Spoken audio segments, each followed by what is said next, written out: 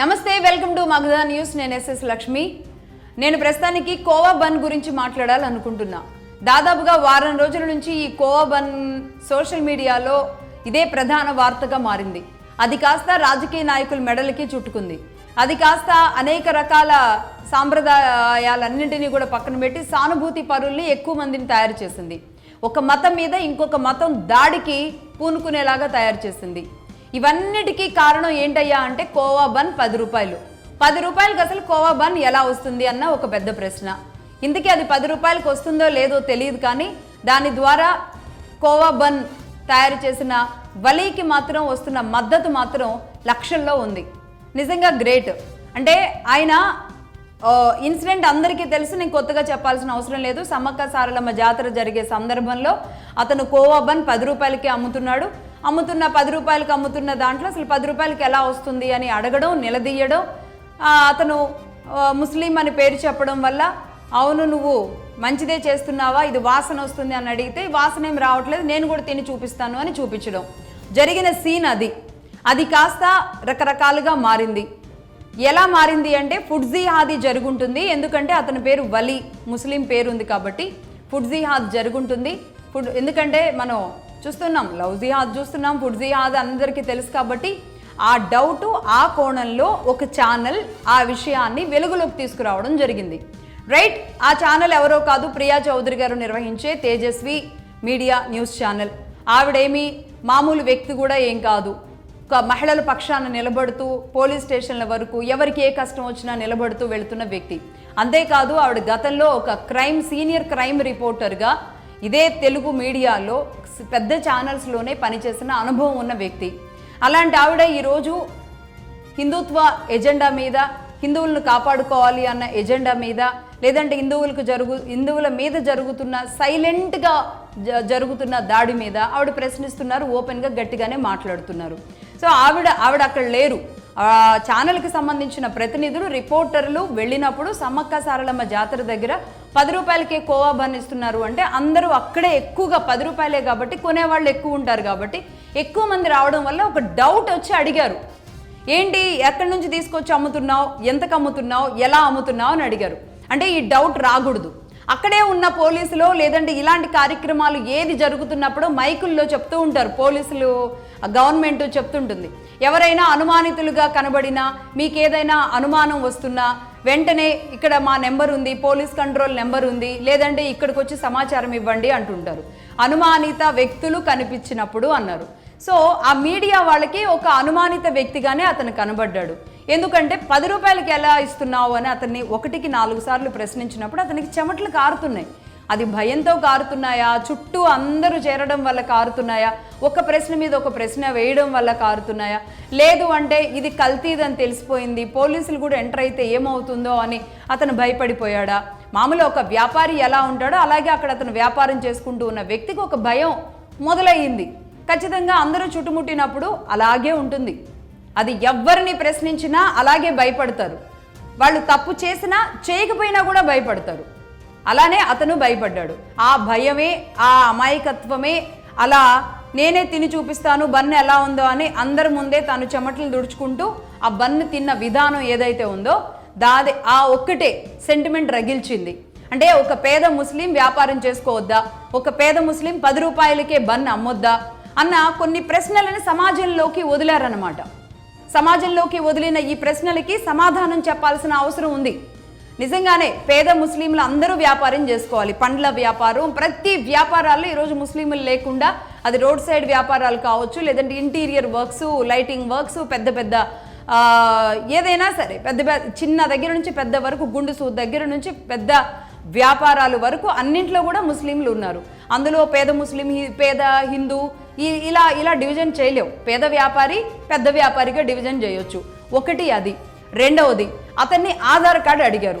ఒక ప్లేస్ నుంచి ఇంకో ప్లేస్కి వెళ్ళినప్పుడు ఖచ్చితంగా ఇవాళ రేపు ఒక ఆధార్ కార్డు చేతిలో పెట్టుకుంటారు, కనీసం జిరాక్స్ పెట్టుకుంటారు. అతని చేతికి ఒక స్మార్ట్ వాచ్ ఉంది, అలాగే అతని చేతిలో ఒక పెద్ద ఫోన్ ఉంది. మరి కనీసం ఫోటో అన్నా పెట్టుకుంటారు అందులో. అతని దగ్గర ఆధార్ కార్డు కూడా లేదు. దీంతో మీడియాకి ఇంకొంచెం అనుమానం వచ్చి 1 మీద ప్రశ్న 2 ప్రశ్నలు అడగడం జరిగింది. ఇదొక్కటే తప్పయింది. ఒక ఛానల్, ఒక రిపోర్టర్లు ఇలా అడగడం తప్పైంది. ఇలా కాకుండా సందిట్లో సడేమియా లాగా ఇదే రిపోర్టర్లో లేదంటే అక్కడున్న ఇంకెవరైనా పోలీసులో ఎవరైనా సరే నువ్వేమన్నా చేసుకో, నాకు 10 రూపాయలు ఇవ్వు అని డబ్బులు తీసుకుంటే సరిపోయి ఉండేదా? ఒక విషయాన్ని వెలుగులోకి తీసుకురావడమే ఈరోజు తప్పు అని ప్రశ్నించేలాగా ఎందుకు ఇంత దారుణంగా తయారయ్యారు? దీన్ని ఇంకో కోణంలో చూద్దాం. ఇంకో కోణంలో అసలు పూర్తిగా దీనికి భిన్నమైన కోణం ఒకటి చూద్దాం. ఇది వలీ కాదు, లేదంటే ఇంకెవరో కాదు, అక్కడ ఇంకొక అలియో ఇంకెవరో ఉన్నారు. అతను ఇదే వ్యాపారం చేస్తూ ఉన్నాడు. అక్కడ నుంచి ఫుడ్ తిని వెళ్ళిన వాళ్ళకి సంథింగ్ ఏదైనా ప్రాబ్లం అయింది. అక్కడ నుంచి తిన్న వాళ్ళందరికీ ప్రాబ్లం అయింది అన్న వార్త బయటకు వచ్చిన తర్వాత ఎక్కడ తిన్నారు, ఏం తిన్నారు అన్న ఇంట్రాగేషన్ చేయడానికి 1 నెల రోజులు పడుతుంది పోలీసులకి. పట్టిన తర్వాత వీళ్ళంతా ఒక బ్రెడ్ తిన్నారు. ఆ బ్రెడ్లో అదేమంటారు, అది కోవా బన్నా లేకపోతే వాళ్ళు ఇంకేదన్నా తిన్నారా, పోనీ ఏదో ఒక ఆహారం తిన్నారు. వలీ కాదు, అలీ కాదు, అది కోవా బన్ను కాదు, ఇంకేదో ఆహారం తిన్నారు. ఆ ఆహారంలో రైసిన్ వచ్చి కలిసింది. మొన్న ఎన్ఐఏ గుర్తించిన రైసిన్ కలిసింది అన్న వార్త ఇంకో కోణంలో ఆలోచించి చూడండి. ఒకవేళ రైసిన్ కలిసిందంటే ఇదే జర్నలిస్టులు అందరూ ఏం మాట్లాడతారో చెప్పనా నేను ఇప్పుడు మళ్ళీ. సమ్మక్క సారలమ్మ జాతర దాకా రైసిన్ ఎలా వచ్చింది? మోడీ ఉన్నా భద్రత సున్నా అంటే భారతదేశంలో మరి ఏం చేస్తున్నారు? ఇక్కడ దాకా వస్తుంటే పోలీస్ వ్యవస్థ ఏం చేస్తుంది, ఎన్ఐఏ ఏం చేస్తుంది, ఇంటెలిజెన్స్ ఏం చేస్తుంది? ఇలాంటి ప్రశ్నలన్నీ ఈ సో కాల్డ్ ఎర్ర జర్నలిస్టులే అడుగుతారు. సో కాల్డ్ ఎర్ర జర్నలిస్టులు అందరూ ఈ ప్రశ్నలు అడుగుతారు. ఒకవేళ ఈ స్టోరీ ఇంకో రకంగా మారుంటే గనక జరిగేది ఇది. ఎందుకంటే చెప్పాల్సి వస్తుంది, ఇతను అమాయకంగా కనబడుతున్నాడు. నిజంగా అతను అమాయకుడే, అతనికి ఏమీ తెలియదు అనుకున్నప్పుడు నిజంగా అమాయకుల మీద మన ప్రతాపం సరైంది కాదు. అది జర్నలిస్టులు కావచ్చు, పబ్లిక్ కావచ్చు, ఎవరైనా అతన్ని అంత భయపెట్టి ఉండాల్సింది కాదు. సౌమ్యంగా మంచిగా అడుగుండొచ్చు. కానీ కోణం ఇంకొకటి అయినప్పుడు అది ఎందుకు నిలదీయలేదు? అక్కడున్న జర్నలిస్టులు ఏం చేశారు, పోలీసులు ఏం చేశారు, పబ్లిక్ ఏం చేశారు, చదువుకున్న వాళ్ళు ఏం చేశారు, 10 రూపాయలకు వచ్చేస్తుంది కదా అని ఎందుకు తిన్నారు అనే ప్రశ్నలు మనలాంటి జర్నలిస్టులమే మళ్ళీ అడుగుతూ ఉంటాం. కాదు అతను అమాయకుడు, మంచివాడు. నేను ఇప్పుడు ఇంకో అమాయకుడిని చూపిస్తాను. ఒకసారి ఆ అమాయకుడిని చూపించండి. ఇంకో అమాయకుడిని, ఈ అమాయకుడు బాగా గుర్తుండే ఉంటాడు. సరిగ్గా 2 నెలలు కూడా కాలేదు. డాక్టర్ అహ్మద్ మొయియుద్దీన్ సయ్యద్. ఎవరైనా ఒక ముస్లిం, ఒక డాక్టర్, అది కూడా హైదరాబాద్లో. వాళ్ళది కూడా పేద కుటుంబమే, కష్టపడి చదివించారు. తల్లిదండ్రులు మంచోళ్ళు, అన్నదమ్ములు చాలా మంచోళ్ళు. కానీ ఈయన కూడా డాక్టర్ వైద్యం ప్రాక్టీస్ చేస్తూ ఉన్నాడు కానీ అని అందరూ భావించారు. చుట్టుపక్కల వాళ్ళు అదే అనుకున్నారు, ఇంట్లో వాళ్ళు కూడా అదే అనుకున్నారు. ఇంట్లో వాళ్ళకు కూడా తెలియకుండా వాళ్ళ ఇంటిని కూడా మనం చూసాం కదా. అప్పుడు ఎంత అమాయకంగా ఉన్నారు ఆ తల్లిదండ్రులు, ముస్లిం తల్లిదండ్రులు. వాళ్ళు ఎంత కష్టపడి ఇతన్ని డాక్టర్ చదివించారు. ఇతను మరి ఎందుకు రైసిన్ అనే ఒక మెడిసిన్ తయారు చేసే స్థాయికి ఎలా వెళ్ళాడు? ఇదే హైదరాబాద్లో ఎంత రైసిన్ తయారు చేశాడు? ఆముదపు గింజల నుంచి ఒక విషాన్ని ఎలా తయారు చేశాడు? పబ్లిక్ ఏరియాల్లో, అలాగే ఇలాంటి జాతరల్లో, దేవాలయాల్లో, ఎక్కువ మంది గుమిగూడే ప్రాంతాల్లో తినే ఆహారంలో కలపడానికి చేసిన అతిపెద్ద కుట్ర ఛేదించింది ఇదే హైదరాబాద్లో ఉన్న పోలీసులు కాదా? ఢిల్లీలో ఉన్న ఎన్ఐఏ కాదా? అంటే ఈ ఇది మనం 2 నెలలు కూడా కాకుండా ఎలా మర్చిపోయాం?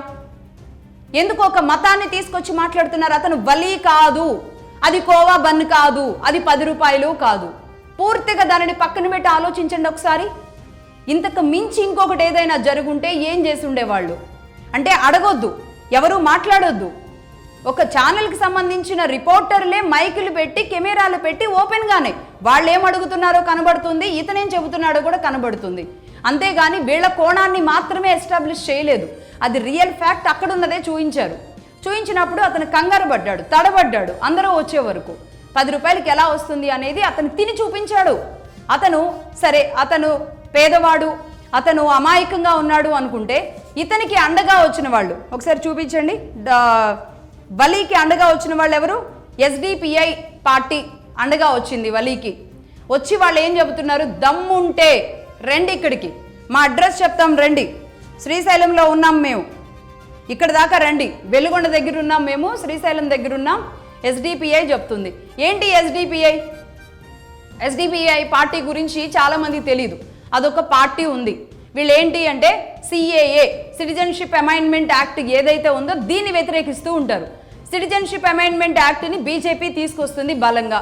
ఎందుకంటే అటు వెస్ట్ బెంగాల్ నుంచి లేదంటే ఇంకొక సైడ్ నుంచి కూడా రోహింగ్యా ముస్లింలు ఎవరైతే ఉన్నారో వాళ్ళంతా దేశంలోకి చొరబడుతూ ఇక్కడికి వచ్చి ఇక్కడ ఉంటూ సైలెంట్గా వాళ్ళ పని వాళ్ళు కానించేస్తున్నారు అన్న విషయాన్ని ఖండించేదే సిటిజన్షిప్ అమెండ్మెంట్ యాక్ట్.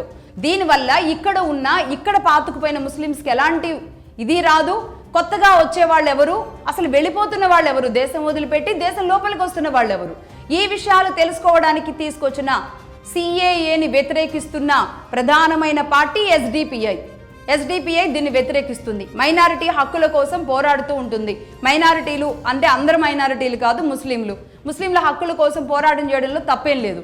కానీ సిఏఏని వ్యతిరేకిస్తున్నారంటే ఏంటి అంటే ఈ దేశ భద్రతకి విఘాతం కలిగించే పనులకి అండగా ఉన్నట్టేగా. ఈ దేశ భద్రతకి అవసరమైన ఒక చట్టాన్ని తీసుకొచ్చినప్పుడు ఆ చట్టాన్ని వ్యతిరేకిస్తున్నారు అంటే వాళ్ళ ఇన్నర్ ఎజెండా ఏంటి? అలాంటి వాళ్ళు వెళ్ళి వలీని కూర్చోబెట్టుకొని అక్కడ వలీతో సమావేశం పెడితే మరి అతన్ని అంటే అమాయక ముస్లింని తీసుకువెళ్ళి ఎస్డిపిఐ గొడుగు ఎలా పడతారు? అది ఎస్డిపిఐ చేస్తున్న కుట్ర కదా. ఇలాంటి దానికి ఎంతమంది ఏదో సోషల్ మీడియాలో ట్రోల్ అవుతుంది, అది నిజమో అబద్ధమో తెలియదు. కానీ దాదాపుగా హిందువులందరూ కలిసి అంటే ఇది చూసి చలించిపోయిన హిందువులందరూ ఒక 10 లక్షలు అతనికి డొనేషన్ ఇచ్చారంట. అలాగే సెక్యులర్ హిందూస్ అందరూ ఒక 30 లక్షలంట. పార్టీలు ఇచ్చి 10 లక్షలు ఇచ్చారంట. ఏమో ఎవరు ఎంతమంది ఇచ్చారో నాకైతే నిజంగా తెలీదు. బట్ ఇది ఒకటి సర్క్యులేట్ అవుతుంది. కానీ ముస్లింలు మాత్రం 0, క్రిస్టియన్లు 0. ఈ రెండు మతాల నుంచి అతనికి 0 వచ్చింది. బట్ కానీ ఇక్కడ ఒకటి చూడొచ్చు, టీడీపీ ముస్లిం లీగ్ సెల్ నుంచి వెళ్ళిన భయ్యా ఉన్నారు, ఆయన కొంత అమౌంట్ ఇచ్చినట్టున్నారు. సరే పార్టీ తరపున పేదవాడు అని ఆ విషయం బయటకు వచ్చిన తర్వాత, ఇంత తక్కువ కూడా బంద్ చేస్తున్నాడు అన్న విషయం బయటకు వచ్చిన తర్వాత వాళ్ళు పార్టీ తరపున వెళ్ళి సాయం చేయడం తప్పేం లేదు. నిజంగా ఒకవేళ ఇది కూడా ఇది ఎక్కడి దాకా వెళ్ళింది అంటే ఇంకొన్ని మీడియా ఛానల్స్ వెళ్ళి అసలు కోవా బన్ తయారు చేయడానికి ఎన్ని పాలు కావాలి, ఎన్ని నీళ్లు కావాలి, ఎంత చక్కెర కావాలి, ఏం పిండి కలుపుతారు, ఎలా కలుపుతారు, 10 రూపాయలకి ఇది సాధ్యమవుతుందా లేదా అన్న విషయాన్ని వీడియోలతో సహా అతనితో చేయించి పెట్టారు. నిజంగా అది చూసిన తర్వాత వాళ్ళు తయారు చేసే విధానం చూసిన తర్వాత అంత తక్కువకి ఎలా వస్తుందో అర్థం కాలేదు. ఎందుకంటే అందులో వాళ్ళు బొంబాయి రవ్వ ఏదో కలుపుతారు, అందుకే దాని క్వాంటిటీ పెరుగుద్ది తప్ప ఇందులో పెద్ద విషాహారమో ఏదో వీళ్ళైతే కలిపిందేం కాదు అని చెప్పే ప్రయత్నం ఆ ఛానల్ చేసింది, తప్పేం లేదు నిజానికి. ఎందుకంటే అతని వ్యాపారం మీద దెబ్బ పడకూడదు. అతను ఒక మంచి చేస్తూ ఉంటే మంచి చేస్తున్న వ్యక్తికి సంబంధించి మొత్తం వార్త వైరల్ అవుతూ ఉండడంతో అసలు ఈ తేజస్వి మీడియా వాళ్ళు ఇచ్చిన వార్త కంటే ఇతన్ని ఆదుకోవడానికి చేసిన వాళ్ళ వార్తల వల్ల అతని వ్యాపారం పూర్తిగా దెబ్బతినేలాగా మారిపోయింది పరిస్థితి. దీంతో మళ్ళీ ఈ వ్యాపారానికి అండగా నిలబడడానికి ఈ పార్టీలందరూ వచ్చి చేయి కాస్తున్నట్టుగా తయారైంది. అసలు ఏం జరుగుతుందో, ఎవరు ఏం మాట్లాడుతున్నారో, జరుగుతున్న విషయాన్ని ఒక అంటే చిన్న గుండె సూత్తో పోయేదాన్ని ఎందుకు అంత పెద్ద రాద్ధాంతం చేస్తున్నారో ఎవరికి అర్థం కావట్లేదు. అంటే ఏంటంటే ప్రభుత్వాలు కానీ ఎవరైనా మీరు కల్తీ జరిగింది అంటే కల్తీ జరిగినట్ట, మీరు ఇందులో కల్తీ జరగడం లేదు అని గ్యారంటీ వలి కోవా బన్కి గ్యారంటీలు మీరంతా ఇస్తారా? రేపు ఇందులో జరగదు అనేది ఇస్తారా? అలాగే రైస్ అన్ లాంటి మెడిసిన్ హైదరాబాద్లో తయారవ్వలేదు అని ఇస్తారా? ఎక్కడెక్కడ రైస్ అని కలపడానికి ప్లాన్ చేశారో మీ అందరికీ తెలుసా? ఎర్రకోట మీద దాడి జరిగినప్పుడు ఇదే పార్టీలన్నీ కూడా గుండెలు చించుకొని మేమంతా నిలబడతాం దేశం కోసం అని చెప్పారు కదా. ఏమైపోయినాయి ఆ మాటలు? సరిగ్గా 2 నెలలు కూడా గడవక ముందే ఒక ఫుడ్కు సంబంధించి ఒక న్యూస్ ఛానల్ ఒక రాద్ధాంతం చేస్తే దానిని ఖండించడానికి ఇంతమంది మీదకు వచ్చేసినప్పుడు ఇంకా ప్రశ్న అనేది ఎక్కడ వినబడకూడదా? పేదరికం టెర్రరిజానికి ఏమైనా ఎగ్జంప్షనా? అలాగే ఇంకొకటి కూడా చెప్తాను, నిజంగా ముస్లింలు అందరూ కూడా టెర్రరిస్టులు కాదండి. నేను మళ్ళీ చెప్తున్నా, మొదటి నుంచి చెప్తున్నా, ముస్లింలు అందరూ టెర్రరిస్టులు కాదు. కానీ టెర్రరిస్టులు అందరూ ముస్లింలు అవునా కాదా? ఫస్ట్ ఒక్కొక్కళ్ళు ఏ టెర్రరిస్ట్ లిస్ట్ వచ్చిందో అందరి పేర్లు కూడా తెలుసుకోండి. టెర్రరిస్టులు అందరూ ముస్లింల పేర్లు ఎందుకుంటున్నాయి తెలుసుకోండి. ఆ నేపథ్యంలో ఒక డౌట్, ఒక అనుమానం, ఒక ప్రశ్న రాకూడదు అంటే ఆ ప్రశ్న సంధించే వాళ్ళని చంపేయాలా? ఆ ప్రశ్న లేవనెత్తకుండా ఇప్పటి వరకు ఇన్నేళ్ల పాటు ఏం చేస్తూ వచ్చారో అదే విధంగా వాళ్ళ గొంతులు లేకుండా, వాళ్ళ గొంతులు వినబడకుండా చేయడమే నిజమైన జర్నలిజమా? ఈరోజు నిజంగా జర్నలిజాల గురించి మాట్లాడాల్సి వస్తే ఏం జరుగుతుంది? జర్నలిజం పేరుతో ఏం జరుగుతుంది? ఎన్ని వ్యాపారాలు నడుస్తున్నాయి, ఎవరెవరి చేతులు మారుతున్నాయి, ఎవరెవరి చేతులు తడుస్తున్నాయి, ఎన్ని బోర్డర్లు దాటి వెహికల్స్ ఎన్నిపోతున్నాయి, ఎంతమంది జర్నలిస్టుల మైకులు తడుస్తున్నాయి. నిజంగా నిజాలు మాట్లాడితే సిగ్గుతో తలదించుకోవాల్సిన పరిస్థితి ఉంటుంది. నిజమైన ఒకవేళ ఒక వ్యక్తుల్ని టార్గెట్గా చేసుకుని చేస్తున్న అతి ఘోరమైన క్రీడ ఇది. దీని గురించి గొంతులు ఎవరైతే మాట్లాడుతున్నారో వాళ్ళని ఎట్లా మానవత్వం అనే ఒక ఎజెండా తీసుకొస్తున్నారు. భారతదేశానికి నేర్పించాలా మానవత్వం లేకుండానే ఇన్నేళ్ల పాటు అందరినీ కలుపుకొని సైలెంట్గా భారత్ ముందుకెళ్తుందా? ఇప్పటికీ కూడా మేల్కోకపోతే భవిష్యత్తులో జరగబోయే నష్టం గురించి కొంచెం కూడా ఆలోచించకుండా ఏం చేద్దామని భారతదేశాన్ని. ఇంకొక విషయం చెప్తాను. అమెరికా లాంటి దేశంలో దౌత్యవేత్తల ముసుగులో సెక్యూరిటీ ప్రోటోకాల్లో మన రాష్ట్రపతిని అలాగే మన కేంద్ర మంత్రుల్ని కూడా షూస్ ప్యాంట్లు కూడా ఇప్పించేసిన ఘటనలు ఎన్నున్నాయి. అంటే అమెరికా సెక్యూరిటీ విజన్ వచ్చే వరకు మాత్రం అది గొప్ప విజన్. ఆ దేశం గొప్పగా ఉంటుంది. ఆ దేశం సెక్యూరిటీ వాళ్ళు ఏ దేశానికి సంబంధించిన ఎవరినైనా సరే షూ ఇప్పించగలరు, అవసరమైతే ప్యాంట్ ఇప్పించగలరు. ఇదేగా అంటే వాళ్ళదేమో గొప్ప సెక్యూరిటీ ప్రోటోకాల్. భారతదేశంలో మాత్రం ఆ సెక్యూరిటీ ఉండకూడదు. ఇదే లెఫ్ట్ లిబరల్స్ అందరూ మాట్లాడేది ఇదే తీరుగా. అమెరికా గొప్పదైనప్పుడు భారతదేశంలో అంత సెక్యూరిటీ స్థాయిలో తీసుకువెళుతుంటే, అంత సెక్యూరిటీ స్థాయిలో ప్రశ్నిస్తుంటే ఎందుకు కొత్త ప్రశ్నలు కొత్త ఇది ఎందుకు తీసుకొస్తున్నారు? అంటే ఇన్నేళ్ల పాటు ఒకే వాయిస్ నడుస్తుంది. పాఠ్యాంశాలలో కూడా ఒకే విధానం వెళుతుంది. ఈరోజు ప్రశ్నించే తప్పటికి ఇది మారుతుంది. నేను ఇక్కడ ఒక సాంప్రదాయాన్ని కూడా తీసుకురావట్లేదు. ఇక్కడ సెక్యూరిటీ ప్రోటోకాల్ విషయంలోనే మాట్లాడుతున్నాను. ఈ దేశ అంతర్గత భద్రత విషయంలో రాజీ పడకూడదు అని భారత్ ఆలోచించినప్పుడు దానికి సహకరించాల్సిన బాధ్యత భారతీయులుగా ఇక్కడున్న అందరికీ ఉండదా? ఇన్ని ప్రశ్నలు ఇన్ని మీడియాల నుంచి ఒక్కొక్కరు సంధిస్తున్న ఇంతమంది కలిసి అతన్ని అమాయకుడిగా చిత్రీకరిస్తున్న విధానం ఏదైతే ఉందో, మేబీ అతడు అమాయకుడే కావచ్చు. అమాయకుల పక్షాన అందరూ నిలబడాలి, తప్పేం లేదు. కానీ ఇంకొక కోణం కూడా ఆలోచించుంటే ఇది ఇంత పెద్దదై ఉండేది కాదు. అతన్ని రోజు తీసుకొచ్చి ఈ స్థాయిలో అలా పెట్టాల్సిన అవసరం ఉండేది కాదు. వారం రోజుల నుంచి మేము అతనికి అండగా నిలబడ్డాం అనుకుంటూ ఒక తేజస్వి మీడియా మీదో లేదంటే ఒక మహిళా జర్నలిస్ట్ మీదో వీళ్ళంతా కలిసి చేస్తున్న దాడి ఏదైతే ఉందో ఇది దుర్మార్గం. ఈ దాడి చేస్తూనే వీళ్ళు చేస్తున్న అత్యంత ఘోరమైన పని ఏంటి అంటే వలీని ఈరోజు అందరికీ చూపించడం. నిజానికి వీళ్ళంతా ఈ అంశాన్ని ఎత్తుకున్న తర్వాతే వలీ గురించి అందరికీ తెలిసింది. లేకపోతే అతనికి సపోర్టర్స్ అక్కడక్కడ వాళ్ళు వచ్చి ఉండేవాళ్ళు. ఒకవేళ నిజంగానే అతను అమాయకుడే అయితే కనుక అక్కడ లోకల్ లీడర్సో లేదంటే ప్రభుత్వాలు సాయం చేసేవి. అలాగే ఇంకొక విషయం కూడా, ఇప్పుడు మనం సెక్యూరిటీ విషయానికే వద్దాం. సెక్యూరిటీలో మనం ఎయిర్పోర్ట్కి వెళ్ళినప్పుడు ఎలా చెక్ చేస్తూ ఉంటారు అంటే నువ్వు ఉగ్రవాదివి అని, నీ మీద అనుమానం ఉండని అందుక చెక్ చేసేది. మన బ్యాగుల దగ్గర నుంచి మన పర్స్ దగ్గర నుంచి ఛార్జర్ లేకుండా మొత్తం బాడీలో టచ్ చేసి మరీ చెక్ చేస్తారు మహిళలు, అవునా కాదా? ప్రతి చోట తిరుమల అలిపిరి కొండ మీదకి వెళ్ళేటప్పుడు ఎంత సెక్యూరిటీ ఉంటుంది. అలాగే ప్రతి చోట మన సెక్యూరిటీ విషయంలో ఎన్ని జాగ్రత్తలు తీసుకుంటాం. అది హోటల్స్ కావచ్చు లేదంటే అన్నీ కూడా పబ్లిక్ రద్దీ డిఫరెంట్ ప్లేసెస్ నుంచి వచ్చే వాళ్ళ మీద ఎలాంటి సెక్యూరిటీ ఉంటుంది. కానీ ఇలా జాతరలు నడిచే చోట అలాగే ఇంకేదైనా ఇప్పుడు కోటప్పకొండ దగ్గర కూడా జాతర నడుస్తుంది, అలాంటి దగ్గర ఎక్కడైనా సెక్యూరిటీ ఉంటుందా? అలాంటి చోటకు వచ్చి ఏమైనా చేయొచ్చు, ఎవరైనా చేయొచ్చు. దాని మీద అనుమానాలు వచ్చి ఒక మీడియా అడిగితేనో లేదంటే అసలు అక్కడ మీడియానే లేదు, ఇంకెవరో ఒక పబ్లిక్ పర్సన్ ఉన్నాడు, ఎవరో ఒక అతను సెల్ ఫోన్లో రికార్డు చేశాడు. అదే వార్త కనుక బయటకు వచ్చి ఉంటే ఇది కనీసం పోలీసులు కనిపెట్టలేదు, అక్కడే ఉన్న 100 ఛానళ్లు కనిపెట్టలేదు. కానీ ఒక మామూలు సామాన్యుడు ఫోన్లో రికార్డు చేసి ఈ అంశాన్ని తెర మీదకి తీసుకొచ్చాడు అని మనమే మాట్లాడుతూ ఉంటాం. మరి ఈ సెక్యూరిటీలన్నీ ఎయిర్పోర్టుల్లో మనం చేసే సెక్యూరిటీలన్నింటినీ కూడా మనం వద్దు అని చెప్పేద్దామా? నేను మళ్ళీ చెబుతున్నా, ఇది వలీ అంశం కాదు, ఇది కోవా బన్ అంశం కూడా కాదు. ఒక అంశాన్ని తెర మీదకి తీసుకురావడానికి రానియకుండా చేస్తున్న ఒక కుట్ర ఏదైతే ఉందో ఆ కుట్రకు సంబంధించి మాట్లాడుతున్నాను. అలాగే పిఎఫ్ఐ యాక్టివిటీస్, ఎంతమందిని ఈ పిఎఫ్ఐ యాక్టివిటీస్లో పట్టుకున్నారు? Popular front of India, Karimnagar, Adilabad, Nizamabad, Anantapur, Kurnool, ఇన్ని ప్రదేశాల్లో పిఎఫ్ఐ యాక్టివిటీస్ చేస్తున్న స్లీపర్ సెల్స్ వేల మంది ఇక్కడ స్టూడెంట్స్గా అమాయకంగా పనులు చేసుకుంటున్న ఎంతమంది పిఎఫ్ఐ యాక్టివిటీస్ దారులను తీసుకొచ్చారు? సరిగ్గా ఇదే విచ్చలవిడితనాన్ని వదిలేస్తే ఇంకా అసలు ఉంటుందా? కాబట్టి భయాలు చాలా ఉన్నాయి. బయట నుంచి జరుగుతున్న యుద్ధాలు, సైలెంట్గా జరుగుతున్న యుద్ధాలు. అది ఫుడ్లో కలుస్తుందా, మన ఇంటి ఆడపిల్లల్ని పెళ్లి చేసుకోవడంలో కలుస్తుందా, ఇంకే రూపంలో కలుస్తుందో తెలీదు. దీనికి మద్దతు ఇవ్వడానికి అటు అసదుద్దీన్ ఓవైసీ గారు అండగా నిలబడ్డారు. సరే, ముస్లిం నాయకుడు బరాబర్, MIM party Muslim league party కాబట్టి వాళ్ళు ఉంటారు, మేము అండగా ఉంటామంటారు. సరే, తప్పేం లేదు.